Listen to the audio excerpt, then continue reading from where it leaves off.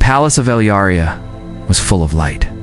Golden walls glowed as the sun passed through tall crystal windows. Servants moved quickly. Music played gently. The grand hall was ready for the peace ceremony between Earth and Elyaria. Everyone waited for the queen and her daughter. Daniel Harper stood near the center of the room. He wore a dark suit, clean and sharp, but his eyes showed his nerves. He was the only human in the hall. Around him were Elyari nobles, tall and graceful, with pale skin and eyes that sparkled like stars. They looked at him with quiet judgment. Daniel tried to stay calm. He'd faced danger before, but this was different. Princess Alira entered the hall slowly. Her green dress flowed behind her like water. Her silver hair was tied back with jewels. She walked with grace, but her eyes searched the room. When she saw Daniel, her face brightened. She moved to stand beside him. A quiet murmur passed through the nobles. Then Queen Lurien arrived. She walked tall, wearing a golden robe. Her crown caught the light. She stopped in front of her daughter and the human. Her eyes moved from Daniel to Alira. "Who is that beside you?" the queen asked, her voice soft but firm. The hall grew still. Alira raised her head.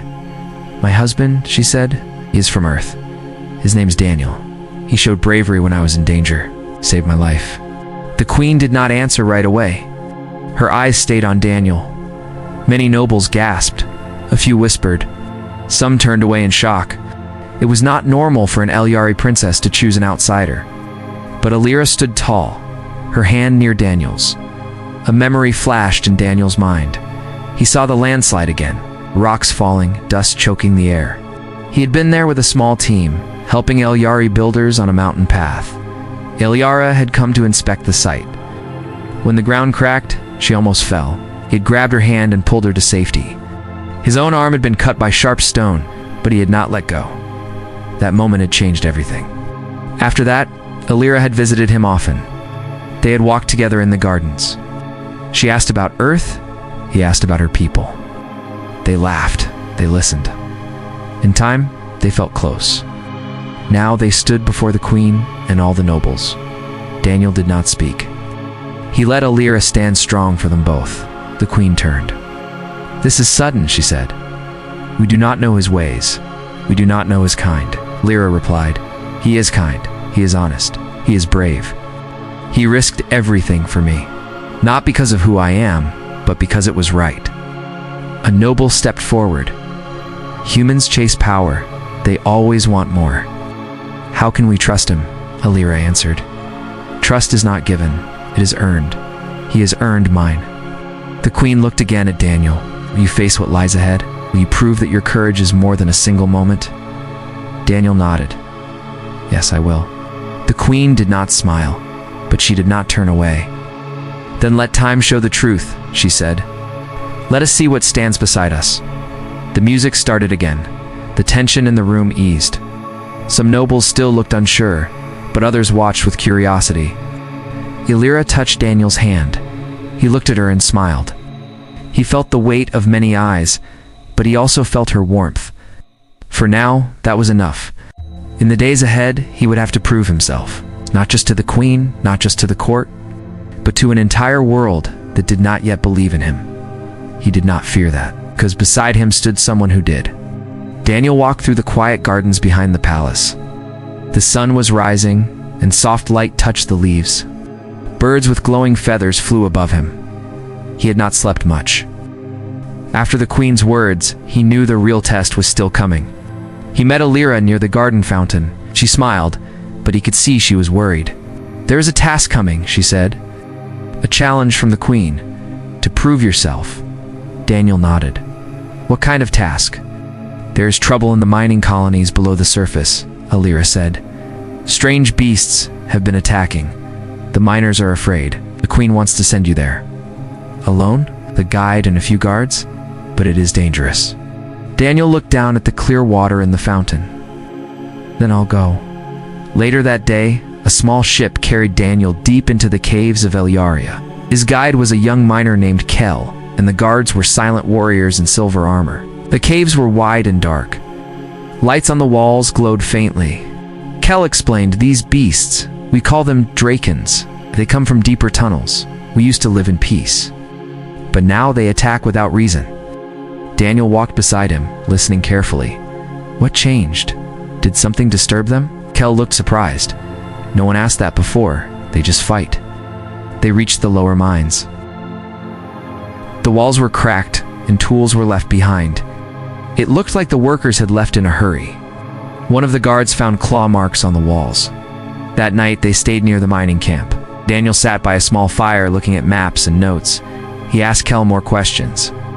He learned the miners had recently opened a new tunnel near an old water vein, thought maybe the Drakens felt threatened. The next morning, he asked Kel to lead him to that tunnel. It was narrow and cold.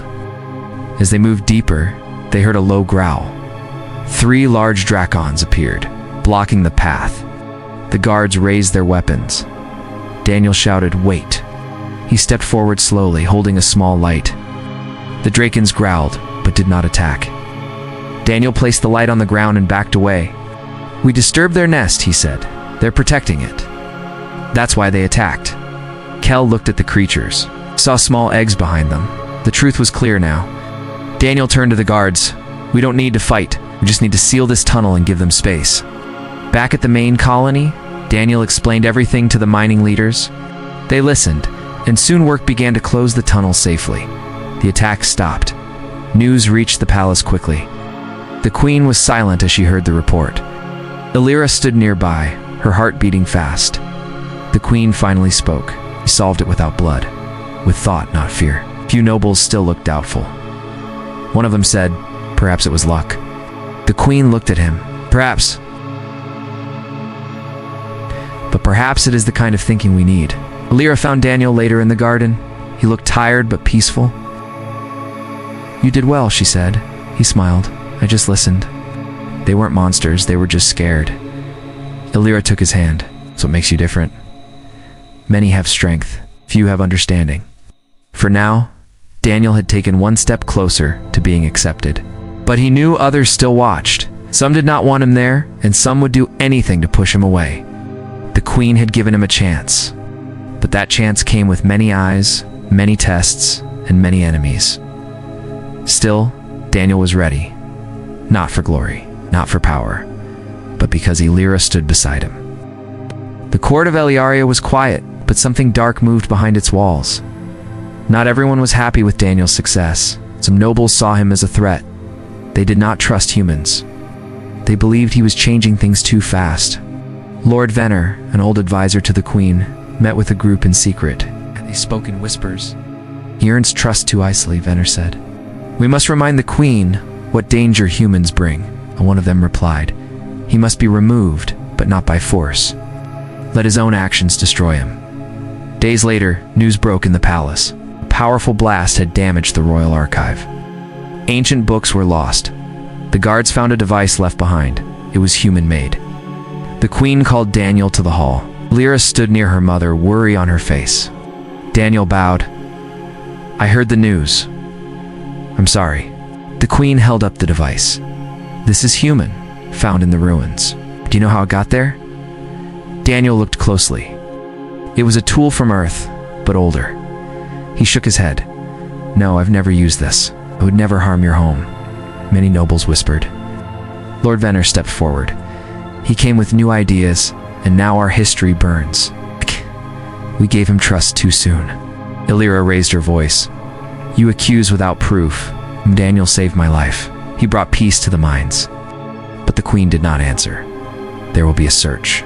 We will find the truth. Until then, Daniel must stay in the West Wing. He is not to leave." Guards led Daniel away. He did not resist. He looked once at Illyra. She gave a small nod. She would not stop until she found the truth. Illyra searched for clues with her own guard, Naylan. He was loyal and skilled. Together they checked the damaged archive and spoke to workers. The cleaner said he saw someone near the archive late at night. Not Daniel. A tall figure with pale hands. In the lower records, Naylan found a broken panel. Inside it was a small camera, not human tech. Eliari spy gear. Illyra showed it to her mother. "Someone wants to blame him. Someone from here." The queen listened. She ordered the footage reviewed. What they found changed everything. The camera had caught a figure entering the archive. Not Daniel. It was a guard from Lord Venner's house. Figure placed the device and walked away.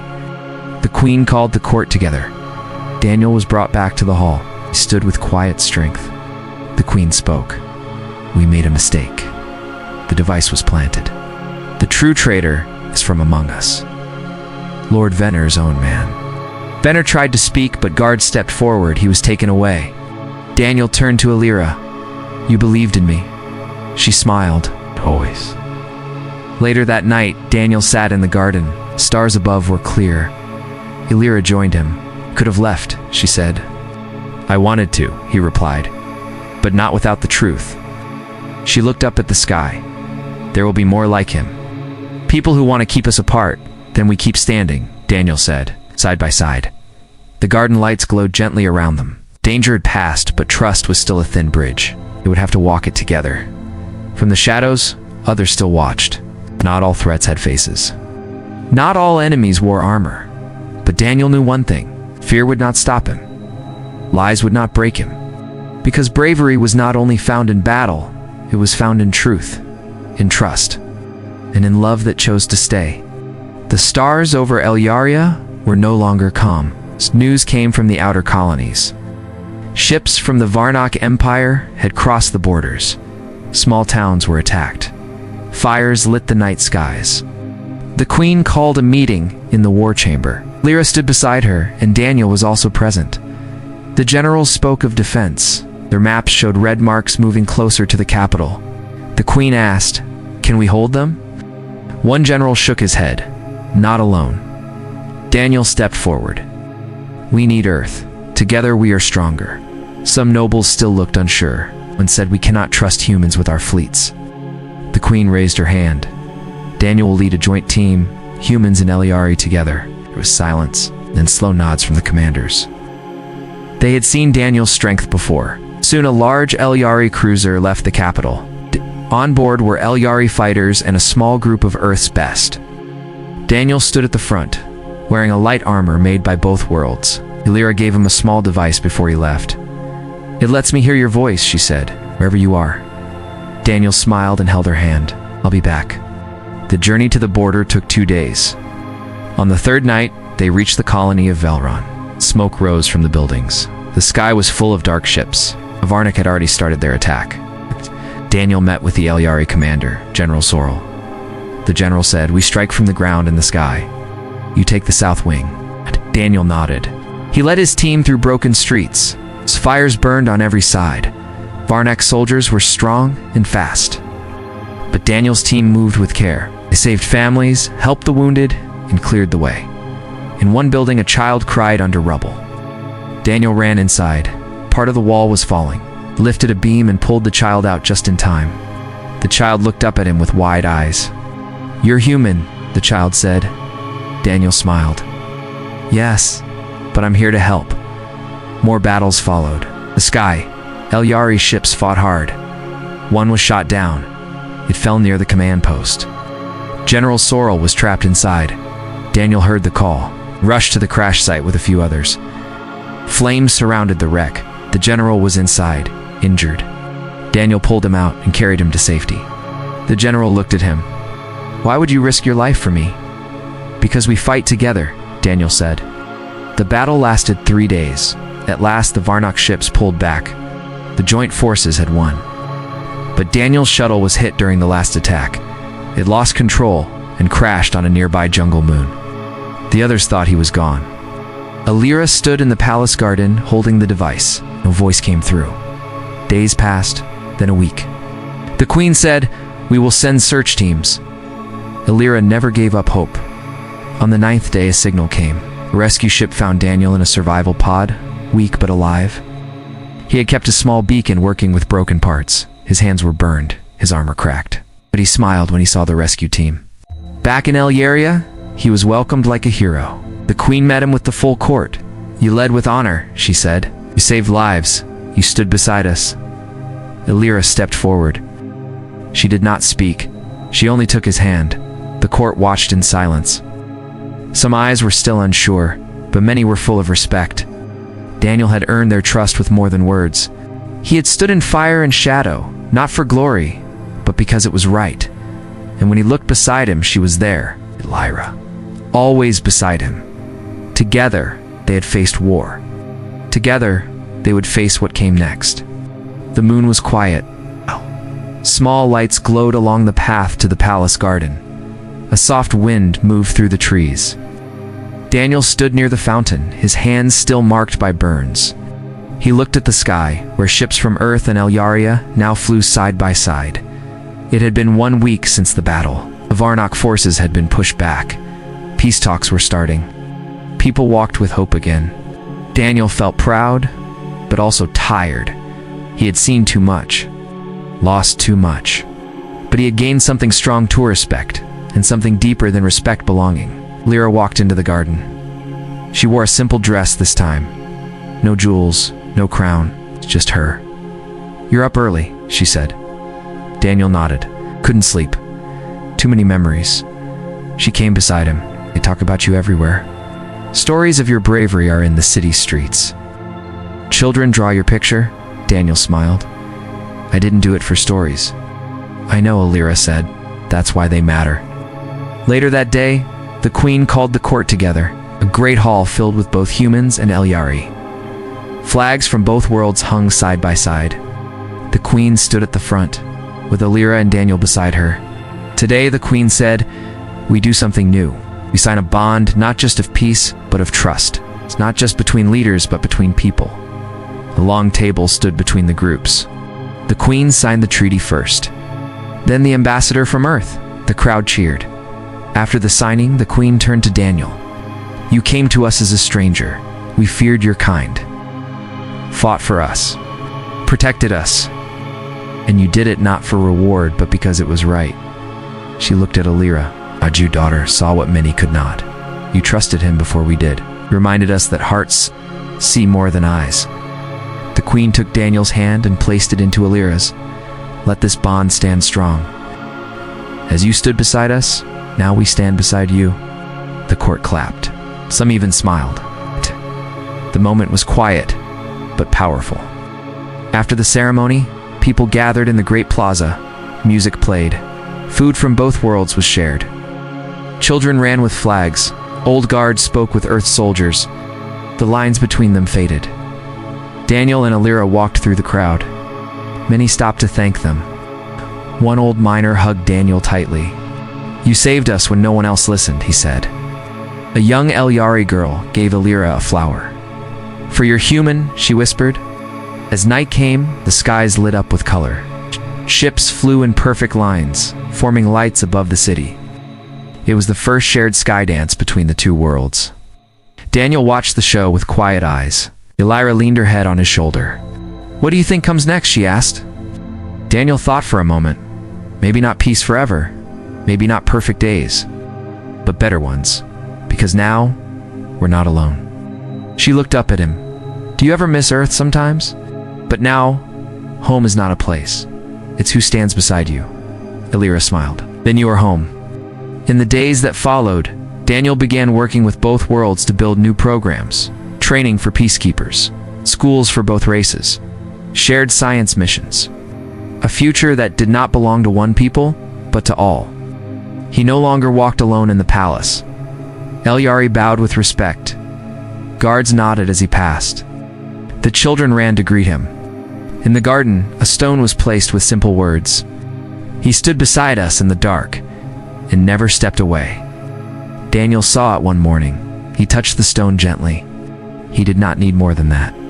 Lyra joined him, as always. She held his hand. Together they looked out at a new day. The war had ended. The doubts had faded, and in the place where fear once ruled, hope now stood. Beside her, human bravery,